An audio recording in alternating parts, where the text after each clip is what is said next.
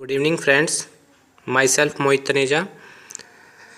Today we are going to discuss about the chapter 2 of NCERT of class 10th economics sector of the economy. So let us understand what is economy. तो economy is a system in which people earn their living. Economy एक तरह का system होता है जिसमें लोग मेहनत करते हैं और अपने लिए रोज़ी रोटी कमाते हैं।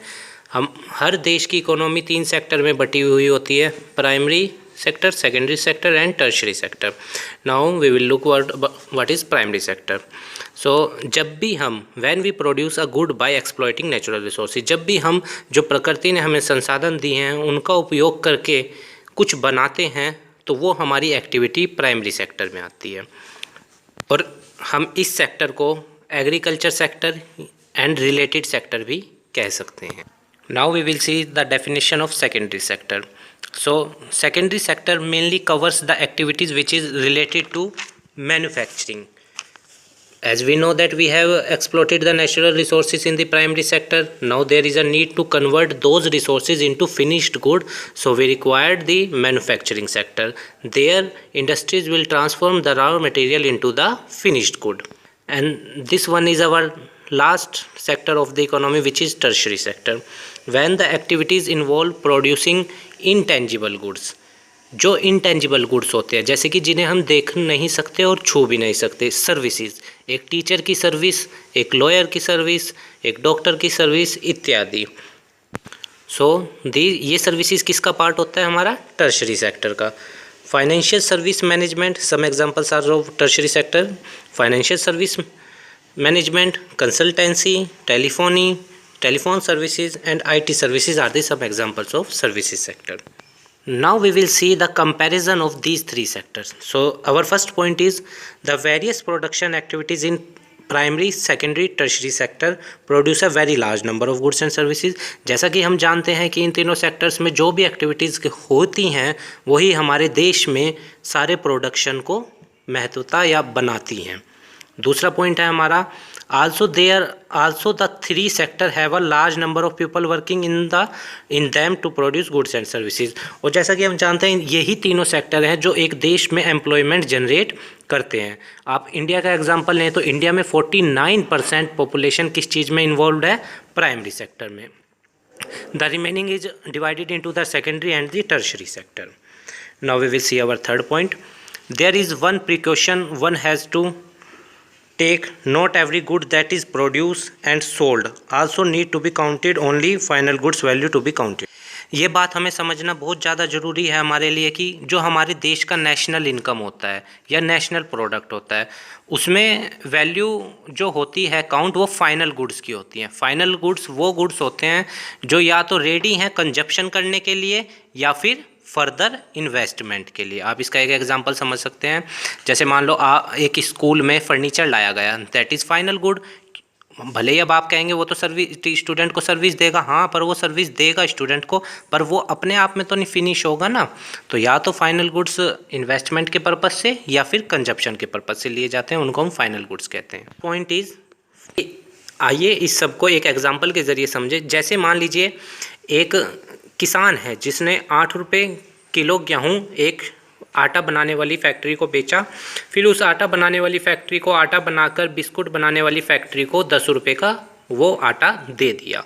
आगे बिस्कुट बनाने वाली फैक्ट्री ने उसमें अपनी कॉस्ट ऐड करी, जो भी फैक्टर ऑफ प्रोडक्शन पे पैसा खर्च हुआ है, 4 तरह के होते हैं, land, labour, capital, entrepreneur.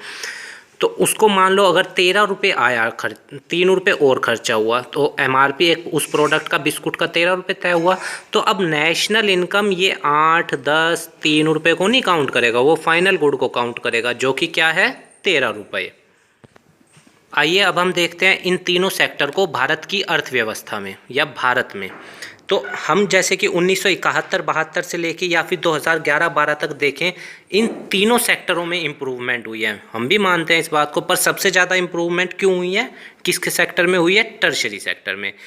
Secondary sector या प्राइमरी सेक्टर इतना यहाँ पे कंट्रीब्यूट नहीं कर पाया देश के GDP में जितना किसने किया? टर्शरी सेक्टर ने। और जिसका परिणाम ये निकला कि 2011 में टर्शरी सेक्टर देश में सबसे ज़्यादा प्रोडक्शन करने वाला सेक्टर बन गया और जिसके कारण उसने प्राइमरी सेक्टर को भी रिप्लेस कर दिया। अब हमारे सामने एक क्वेश्चन आता है कि हम कैसे एम्प्लॉयमेंट को देश में बढ़ाएं। तो हम इस प्रॉब्लम को कैसे टैकल कर सकते हैं? सबसे पहले तो ये आइडेंटिफाई करने की ज़रूरत है कि इंडस्ट्रीज़ लगानी कौन सी है, फिर उनको प्रमोट और लगाया कहाँ जाना है, इस चीज़ की भी ज़रूरत है। जैसे मान लो कहीं पहले से ही एम्प्लॉयमेंट इतना ज़्यादा जनरेट है और आपने वहाँ पे फैक्ट्री लगा दी तो ये तो दिक्कत हो जाएगा। तो हमें उन रीजन्स को आइडेंटिफाई करना है जहाँ पे हम फैक्ट्रीज़ लगा सकते हैं जिसके ज़रिए एम्प्लॉयमेंट जनरेट हो। और एक इसका एनवायरमेंटल फैक्टर भी है कि हमें एनवायरनमेंट को भी साथ साथ सोचना है। जैसे इंडिया में एम्प्लॉयमेंट को प्रमोट करने के लिए गवर्नमेंट ने सेज बनाए थे, स्पेशल इकोनॉमिक जोन, गुजरात के अंदर, ताकि एम्प्लॉयमेंट प्रमोट हो। तो गवर्नमेंट ने पहले प्लानिंग किया, आइडेंटिफाई किया, देयर आफ्टर वो उस तरफ बढ़े ना। अब हम पढ़ते हैं अपने दूसरे पॉइंट की तरफ। ये जो प्लान कंडक्टेड किया गया था प्लानिंग कमीशन के द्वारा, इसमें एस्टिमेट किया गया कि 20 लाख जॉब इंडिया में सिर्फ एजुकेशन सेक्टर में क्रिएट किए जा सकती हैं, ओनली एजुकेशन में। इतनी ज़्यादा अपॉर्चुनिटी है इंडिया में। अच्छा, आप ये समझ लीजिए प्लानिंग कमीशन क्या है। प्लानिंग कमीशन एक तरह का गवर्नमेंट के लिए थिंक टैंक का काम करता है। इसका आज 2014 या 15 में इसका नाम चेंज करके क्या कर दिया गया था, नीति आयोग। प्लानिंग कमीशन का चेयरमैन कौन होता है? जो भी इंडिया का प्रधानमंत्री होगा वो प्लानिंग कमीशन का चेयरमैन होगा। और हम ये भी जानते हैं कि भारत में या दुनिया में कहीं भी हर स्टेट की, हर रीजन की अपनी कुछ क्षमताएं होती हैं डेवलप करने की। तो बस समझने की ज़रूरत क्या है कि विकास चाहिए क्या और करे कैसे। अब मान लीजिए किसी जगह चावल अच्छा होता है पर आप वहाँ पे गेहूं की फसल उगाने की कोशिश कर रहे हैं, तो उससे क्या होगा, जो आपके पास लिमिटेड रिसोर्स हैं वो वेस्ट हो जाएंगे। तो हमें इस चीज़ का भी बड़े ध्यान रखना है। तो इसी के लिए भारत सरकार ने एम्प्लॉयमेंट को प्रमोट करने के लिए एक प्रोग्राम चलाया, Mahatma Gandhi National Rural Employment Guarantee Act, to channelize the labour which is unemployed in the primary sector. जो अनएम्प्लॉयड लेबर है प्राइमरी सेक्टर में, अब आप कहेंगे ये कैसे? देखिए, प्राइमरी सेक्टर में मेनली कौन सी तरह की अनएम्प्लॉयमेंट पाई जाती है? डिसगाइज्ड अनएम्प्लॉयमेंट, जिसके अंदर हम ये देखते हैं कि एक खेत जोतना है, उसके लिए एक आदमी चाहिए पर 3 आदमी लगे हुए हैं, तो 2 आदमी एक्स्ट्रा है ना। तो इस योजना के अंतर्गत जो 2 आदमी एक्स्ट्रा थे उनको हमने दूसरी जगह लगाना है ताकि फार्मर की इनकम भी बढ़े और देश में एम्प्लॉयमेंट भी जनरेट हो। अच्छा, देखने को वो तीनों एम्प्लॉयड हैं पर प्रोडक्टिविटी तो घट रही है ना, क्योंकि वो दो जो एक्सेस हैं वो तो बर्डन है। अब इसी का एग्जांपल समझिए, देश का 49% लोग एग्रीकल्चर पे डिपेंड है पर कंट्रीब्यूशन कितना है जीडीपी में? 12-12.5%। तो अब वो जो एक्सेस पॉपुलेशन उस पे इन्वॉल्व है एग्रीकल्चर पे, हमें उसे कहीं और चैनलाइज करना है। तो उस प्रोग्राम का नाम था Mahatma Gandhi National Rural Employment Guarantee Act, जिसके ज़रिए हमने ये एक कोशिश की। अच्छा, अब हमने ये तो पढ़ लिया कि एक देश को 3 सेक्टर में बांट सकते हैं, प्राइमरी, सेकेंडरी, टर्शरी। पर आगे इनमें भी 2 चीज़ें होती हैं, एक होता है ऑर्गेनाइज्ड सेक्टर, एक होता है अनऑर्गेनाइज्ड सेक्टर। ऑर्गेनाइज्ड सेक्टर क्या होता है? The organised sector cover those enterprise or place of work. ये उन जगह को कवर करता है जो जिनके यहाँ एम्प्लॉयमेंट की कंडीशंस होती हैं, जिसके यहाँ रूल्स और रेगुलेशंस फॉलो किए जाते हैं, वो ऑर्गेनाइज्ड सेक्टर होता है। और अनऑर्गेनाइज्ड कौन सा, वो हम आगे देखेंगे। और इसको हम फॉर्मल सेक्टर भी कह सकते हैं क्योंकि ये एक फॉर्मल तरीके में काम करता है, एक सिस्टमेटिक वे में, क्योंकि रूल्स एंड रेगुलेशन का मतलब सिस्टमेटिक वे। अच्छा, अब हम बात करते हैं अनऑर्गेनाइज्ड सेक्टर की। The unorganised sector is a characterized by small and catered unit which are largely outside the control of the government। अब अनऑर्गेनाइज सेक्टर में मेनली आ जाती हैं स्मॉल यूनिट्स। स्मॉल यूनिट्स का मतलब है कि जैसे छोटे छोटे किसान हो गए या छोटी छोटी बिजनेस यूनिट होती हैं जो सरकार के कंट्रोल से परे हो जाती हैं।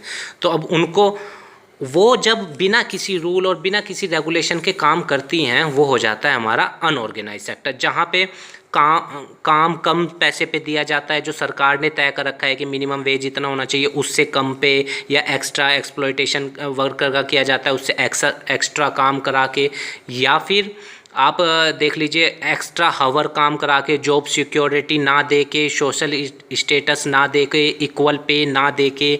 ये सब प्रॉब्लम मेनली हम अनऑर्गेनाइज सेक्टर में इनको पा सकते हैं, देख सकते हैं कहने का।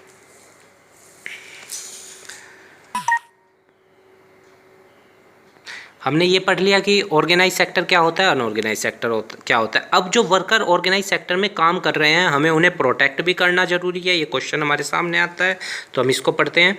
The organise sector offer jobs that are the most sought after, but the employment opportunity in the organized sector have been expanding very slowly। organized sector में हम मानते हैं कि जॉब अपॉर्चुनिटीज़ अच्छी होती हैं, क्योंकि सब कुछ तय होता है पहले से कि आपको क्या करना है, कितना रुपया मिलेगा, सब कुछ A to Z। पर ये आज के दौर में बहुत स्लोली डेवलप कर रहा है। इसके पीछे रीज़न ये हो सकता है कि जैसे मान लीजिए अनऑर्गेनाइज सेक्टर ज़्यादा तेज़ी से एक्सपेंड इसलिए कर पाता है क्योंकि वहाँ पे रूल्स एंड रेगुलेशंस नहीं होते। एक प्रोसीजर जो होता है ना फॉर्मल, वो फॉलो नहीं करना पड़ता। आप इजीली आगे बढ़ सकते हैं और तुरंत अपनी एक्टिविटी को एग्जॉस्ट कर सकते हैं।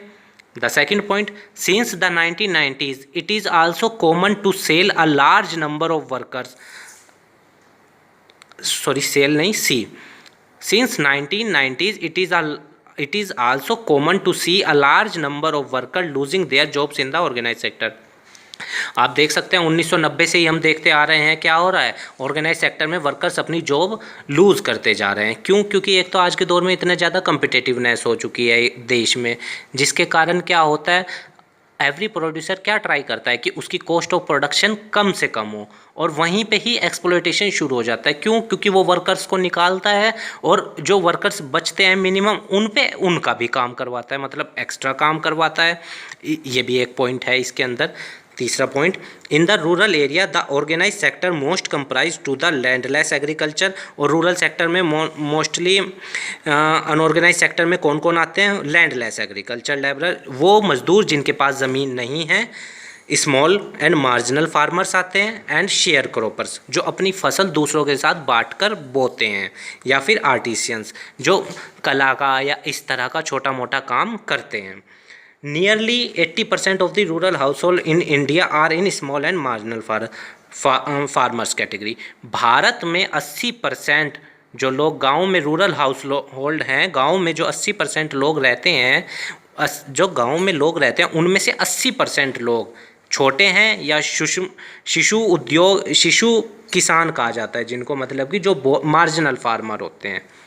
In the urban areas unorganise sector comprise mainly of workers in small. और अनऑर्गेनाइज सेक्टर में शहरों में कौन आता है?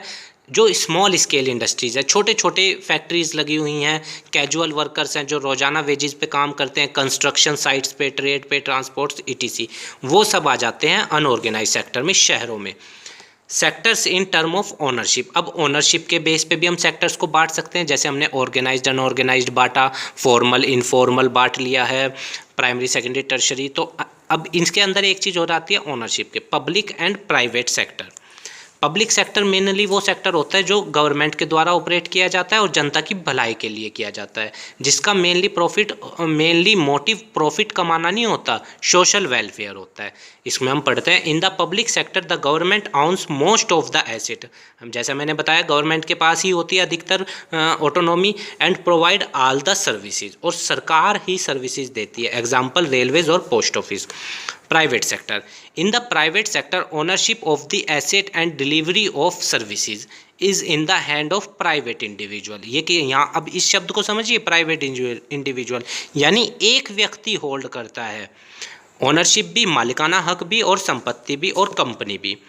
कंपनीज लाइक जैसे कि Tata iron steel company limited या Reliance industries limited are private company, जिनका मेन मोटिव क्या होता है सोसाइटी में कि सोशल वेलफेयर तो चलिए हम मानते हैं होता ही है, पर उनका बड़ा मोटिव क्या होता है? प्रॉफिट जनरेट करना। थैंक्स। हमारे आज के इस चैप्टर 2 NCERT इकोनॉमिक्स में इतना ही था बताने के लिए। उम्मीद है आपको ये वीडियो पसंद आया होगा। मेरे को सपोर्ट करने के लिए बस मेरे चैनल को सब्सक्राइब कीजिए, वीडियो को लाइक कीजिए और अपने दोस्तों के साथ शेयर कीजिए। धन्यवाद।